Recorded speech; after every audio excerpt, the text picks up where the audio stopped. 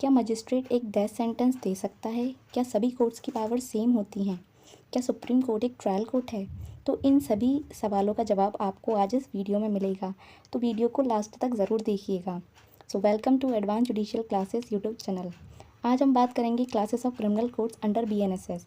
उससे पहले हम बात करते हैं hierarchy of courts in India. तो देखिए, सबसे पहले इंडिया में हाईएस्ट जो कोर्ट है वो सुप्रीम कोर्ट है, जो कि पूरी इंडिया का हाईएस्ट कोर्ट है। उसके बाद होती हैं हाई कोर्ट्स, जो कि स्टेट में होते हैं। उसके बाद होते हैं हमारे डिस्ट्रिक्ट कोर्ट्स। ठीक है, अब हम बात करेंगे कि BNSS में कोर्ट्स की हायरार्की क्या है। तो इसकी बात की गई है सेक्शन 6 BNSS में, जो कि सेक्शन 9 हुआ करता था CRPC का। तो देखते हैं सेक्शन 6 से क्या कहता है। सेक्शन 6 बात करता है हमारी क्लासेस ऑफ क्रिमिनल कोर्ट्स की, जो कहता है besides the high court and the court of constituted under any other law other than this Samhita, there shall be in every state the following courts of criminal courts namely। तो ये क्या कहता है कि हाई कोर्ट और other courts के अलावा जो किसी और एक्ट के अंडर कॉन्स्टिट्यूट किए गए हैं, उनके अलावा BNSS के अंडर कौन कौन सी क्रिमिनल कोर्ट्स होंगी। तो ये कहता है court of sessions, judicial magistrate of first class, judicial magistrate of second class and executive magistrate. तो कोर्ट ऑफ सेशन की क्या पावर्स होती हैं और उसका कैसे इस्टेब्लिशमेंट होता है, ये आगे के फर्दर सेक्शंस में बताया गया है, जिसको कि हम साथ में ही पढ़ेंगे।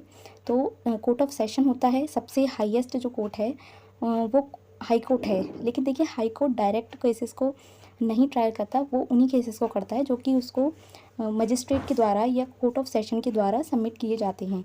लेकिन हाई कोर्ट अपनी पावर यूज़ करके, जो कि उसकी एक्स्ट्रा ऑर्डिनरी पावर होती है, उसके अंडर वो केसेस को अपने पास ओरिजिनली ट्रायल करने के लिए मंगा सकता है, तो वो इसकी होती है। इसलिए इसमें हाई कोर्ट को भी इंक्लूड किया गया है।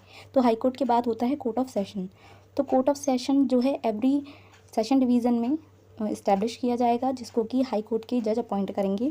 उसको अथॉरिटी होती है कि वो हर तरीके के सीरियस ऑफेंसेस का ट्रायल कर सकता है।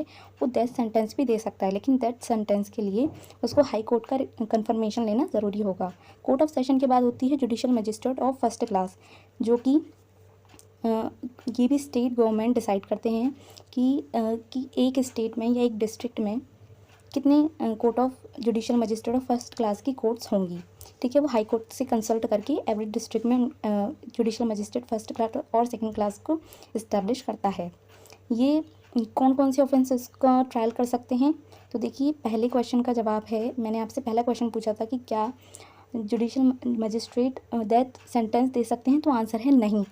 क्यों? क्योंकि BNSS में क्लियरली बताया गया है कि वो सिर्फ 3 साल तक की पनिशमेंट और 50,000 तक का, जो कि पहले 10,000 हुआ करता था CRPC में, अब 50,000 कर दिया गया है, वो दे सकते हैं, या दोनों, या फिर कम्युनिटी सर्विस। देखिए, कम्युनिटी सर्विस नया ऐड किया गया है। कम्युनिटी सर्विस क्या है? कोर्ट आपसे कोई भी ऐसा काम करवा सकती है जो कि सोसाइटी के लिए को कुछ सर्विस दे। ठीक है, कुछ भी काम करने के लिए बोल सकती है, ये नया ऐड किया गया है। ये पहले कोर्ट ऑफ क्रिमिनल कोर्ट्स में मेट्रोपॉलिटन मजिस्ट्रेट हुआ करता था, जिसको कि अब हटा दिया गया है, रिमूव कर दिया गया है। तो अब मेट्रोपॉलिटन मजिस्ट्रेट की जगह क्या है, जो जुडिशियल मजिस्ट्रेट फर्स्ट क्लास हुआ करते थे, वही मेट्रोपॉलिटन मजिस्ट्रेट है अब। मतलब मेट्रोपॉलिटन मजिस्ट्रेट ना बोलकर उनको अब जुडिशियल मजिस्ट्रेट फर्स्ट क्लास ही बोला जाएगा। नेक्स्ट हम आते हैं हमारे judicial magistrate of second class. इनके भी courts state government high court से कंसल्ट करके एवरी डिस्ट्रिक्ट में as many as court of second class magistrate establish कर सकते हैं। ठीक है, इसकी क्या पावर है इम्प्रिजनमेंट की, तो ये 1 ईयर तक की इम्प्रिजनमेंट दे सकता है। ठीक है, 10,000 रुपीज़ का फाइन दे सकता है, जो कि पहले 5,000 हुआ करता था CRPC में, या दोनों, या कम्युनिटी सर्विस। ये बहुत ही लेस सीरियस ऑफेंसेस से और पिटी ऑफेंसेस से डील करता है। नेक्स्ट आता है हमारा एग्जीक्यूटिव मजिस्ट्रेट। देखिए, एग्जीक्यूटिव मजिस्ट्रेट हमारा एज सच कोई ट्रायल कोर्ट नहीं है। ये सिर्फ इनका काम क्या है, प्रिवेंटिव मेजर्स लेना, पब्लिक पीस को मेनटेन रखना, ठीक है, security for keeping peace and public order, ये सब काम होते हैं इनके। ये कोई ट्रायल कोर्ट नहीं है। So executive magistrate do not conduct criminal trials but exercise preventive powers under specific provision। ये preventive powers को exercise करते हैं। ठीक है, तो अब हम बात करेंगे क्या क्या चेंजेस हुए हैं CRPC से BNSS में। तो देखिए, मैंने आपको पहले बताया था कि इसमें जो मेट्रोपॉलिटन का हटा दिया गया है और उसकी जगह पर अब जुडिशियल मजिस्ट्रेट फर्स्ट क्लास ही होगा। ये इसलिए किया गया है ताकि अलाइनमेंट बना रहे। मतलब डिफरेंस ना हो कि कहीं पर मेट्रोपॉलिटन मजिस्ट्रेट है, कहीं पर जुडिशियल मजिस्ट्रेट फर्स्ट क्लास हैं। तो इसको सिंप्लीफाई करने के लिए, इम्प्रूव्ड करने के लिए ये चेंज लाया गया है। नेक्स्ट हम बात करेंगे, नेक्स्ट मैंने आपसे क्वेश्चन पूछा था कि क्या सुप्रीम कोर्ट एक क्रिमिनल कोर्ट है? तो नहीं, सुप्रीम कोर्ट एक क्रिमिनल कोर्ट नहीं है। तो क्या, however the supreme court exercise certain criminal jurisdiction under specific condition, वो इन कंडीशन में क्रिमिनल जुरिस्डिक्शन एक्सरसाइज कर सकता है कुछ सर्टेन सर्कमस्टांसेस में, जो आगे मैं आपको बताऊंगी। अब वो क्यों नहीं है? As per the constitution of India the supreme court is primarily an appellate court with both civil and criminal jurisdiction, क्योंकि वो एक अपीलेट कोर्ट है, रिविजनल कोर्ट है, ठीक है, क्रिमिनल कोर्ट नहीं है। तो क्रिमिनल कोर्ट सुप्रीम कोर्ट हमारे क्या कर सकता है?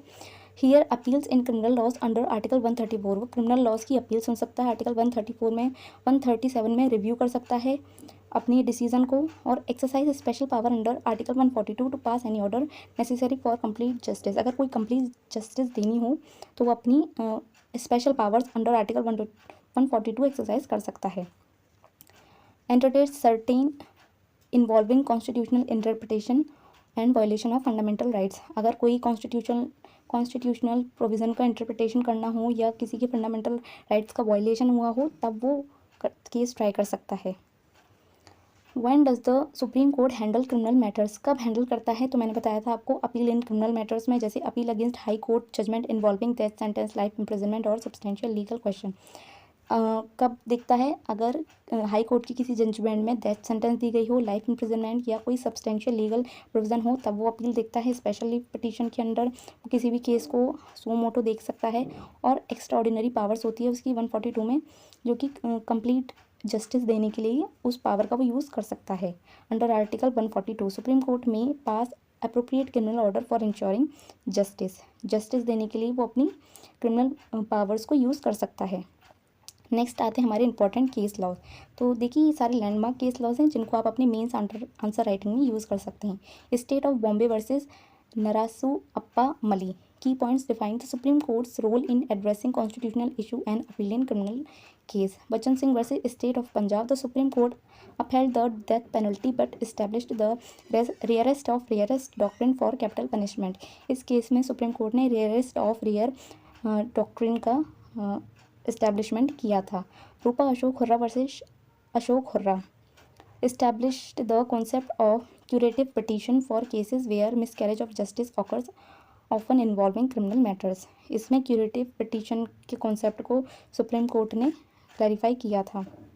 अब हम कुछ मीन्स आंसर राइटिंग की बात कर लेते हैं। तो देखिए, आपको फोकस करना है जुरिस्डिक्शन और पावर ईच कोर्ट की।